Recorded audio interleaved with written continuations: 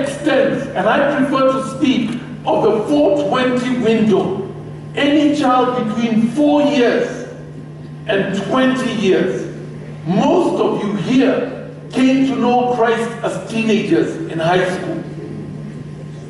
It is the richest gospel field all around the world. And if our target is to reach people who are 30 years old, we're 10 years too late, and our harvest will be meager.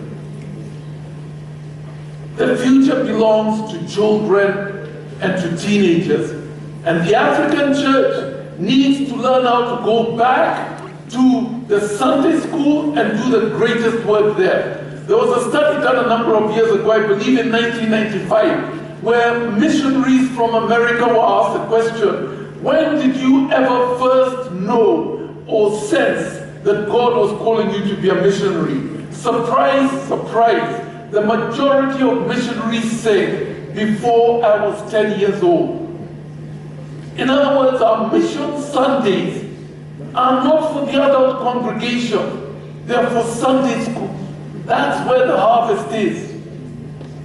If we do not learn to go back to children, to be serious about Sunday school, to see that as a harvest field and the best gospel field ever, if the teenagers do not feel welcome in the church because we don't sing their music, we sing choral music that was brought about 70 years back.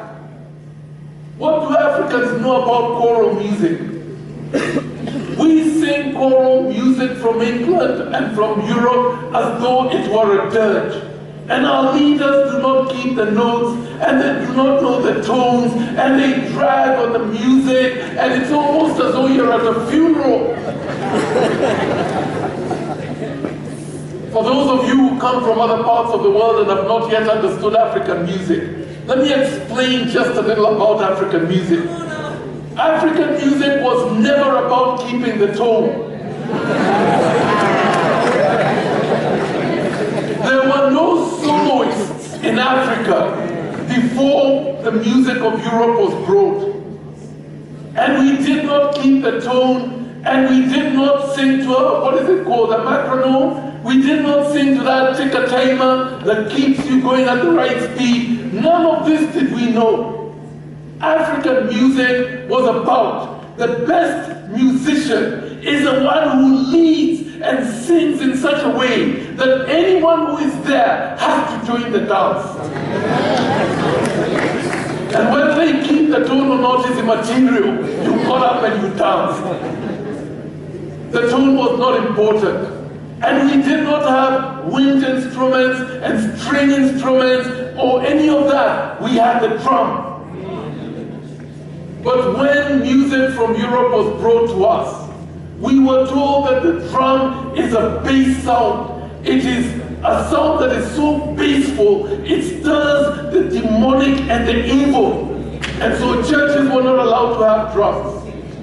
But in taking the drum away, you took our musical instrument, for it was all we had. We did not know how to sing in alto and tenor and bass and all those. Everybody brought what they had. And you had a bash.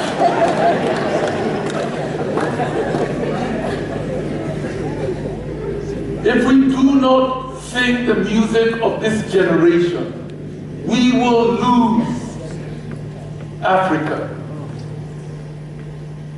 Africa was won for Christ because of the establishment of mission schools at the beginning of the 20th century.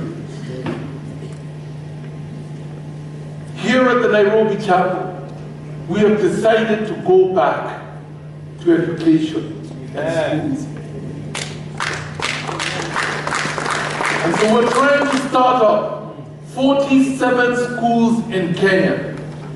We now have 3 schools that we're starting. And we want to have a school in every county capital of this nation. If each school has 700 children, then it means that we have for 8 years maybe for something like 12 or 13 years through high school.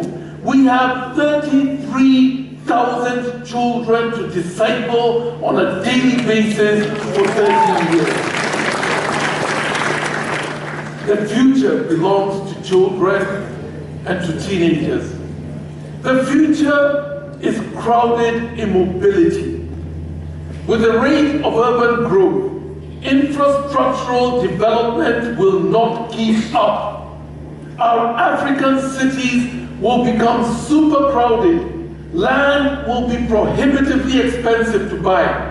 Buying and building large church properties will be difficult. People will struggle to get transport to move from one end of the city to the other end. We need to change our strategy of church and church planting. Amen. They will not be able to go long distances to church. Transport will be expensive. The church will have to adapt and locate itself as close as possible to where the people are. We will not be able to afford land in the cities anymore. We will not be able to find buildings big enough for a church like this, with purpose-built buildings, and the church needs to become small to survive. We need to move back into living rooms and into restaurants and into small spaces where people do not have to pay money to come to church by using public transport, but they can walk to church, a church in the neighborhood, not more than 5 minutes away. Without being able to plant a mega church like this church on 15 acres of land, we will have to plant thousands of little churches that have 30 to 50 people. We will have to raise up thousands of bivocational workers and pastors, and we will have to meet in homes. But the African church, will the African church be able to adapt to the reality that will be Africa in another 20 and 30 years? Or will we still try and copy the mega churches of the Western Hemisphere? This question has defined our theme for this year: rabbits and rhinos. It comes from an article that was written in the magazine Christianity Today by an author that some of you may have heard of called Ed Stetzer, who studies church and church growth and church numbers. And he compared breeding rabbits to breeding rhinos. Rhinos are big.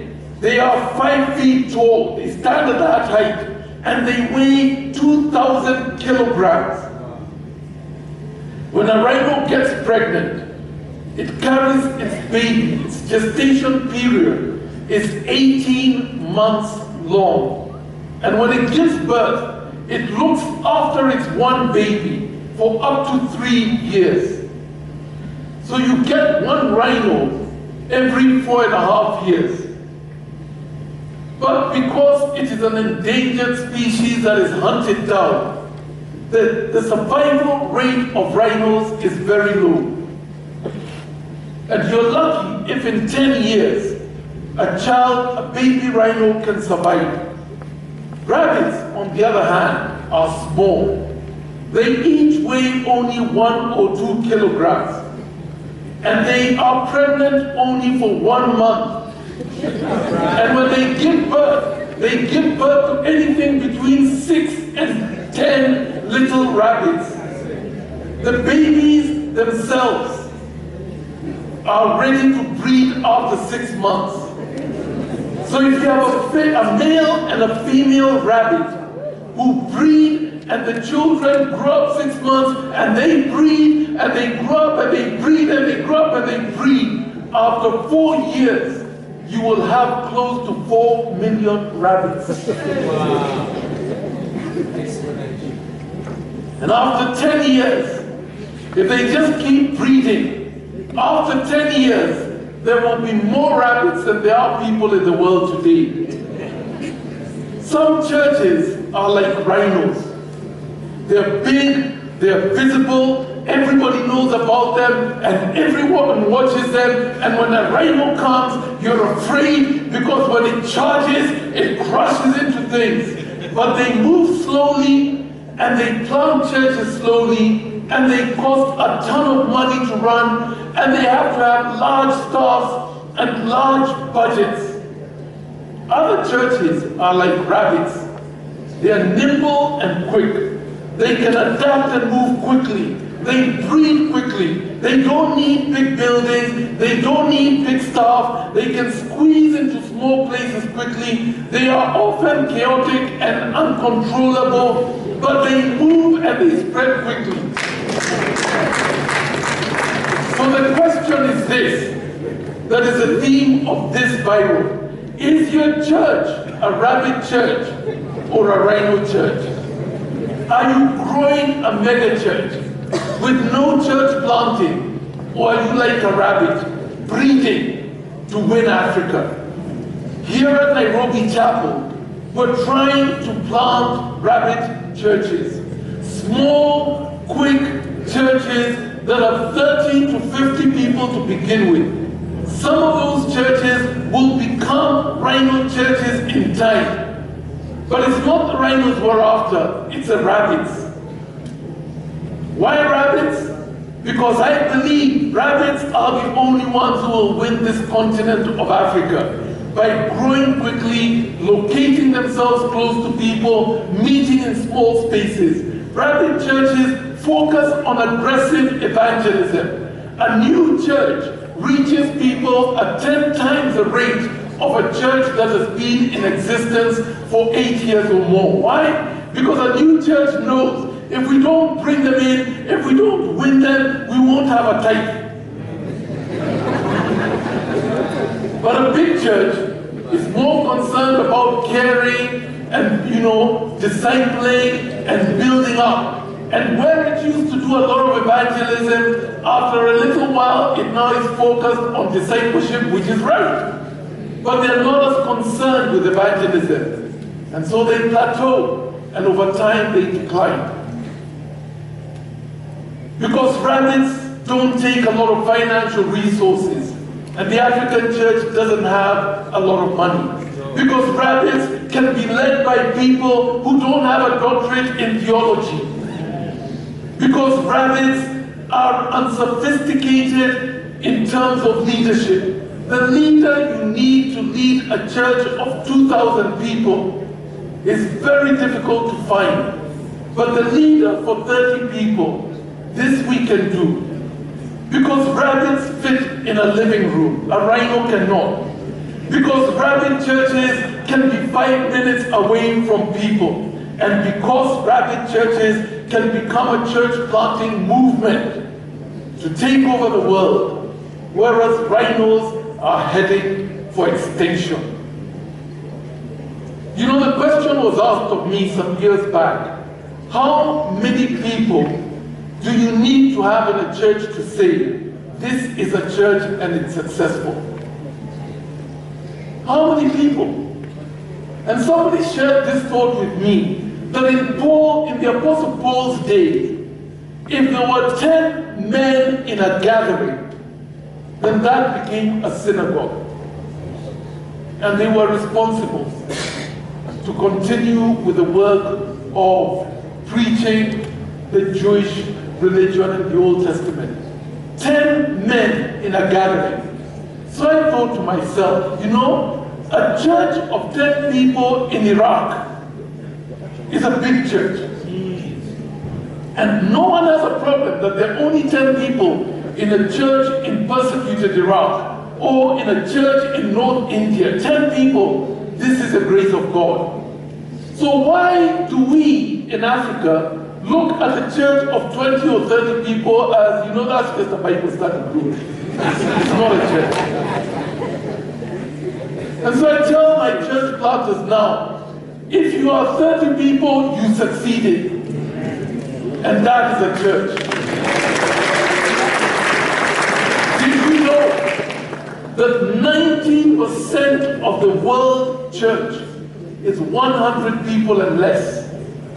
90%, that 5% are between 100 to 400 people, that 3% are 400 to 900 people, and that only 1% of churches worldwide are 1,000 people and more.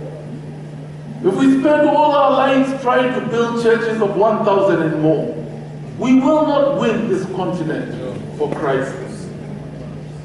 If you have more than 100 people in your church, you're bigger than the average church worldwide.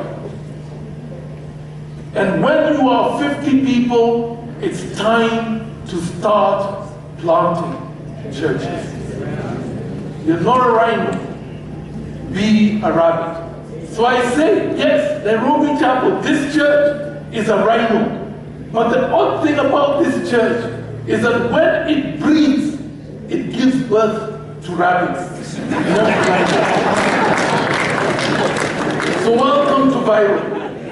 I pray that when you leave on Friday, you will go with a deep conviction about the urgency of the task of the gospel, the urgency of the need to reach Africa, the urgency of the African church's need to send missionaries to the rest of the world, and the urgency to plant thousands of churches if we are ever going to reach people for Christ.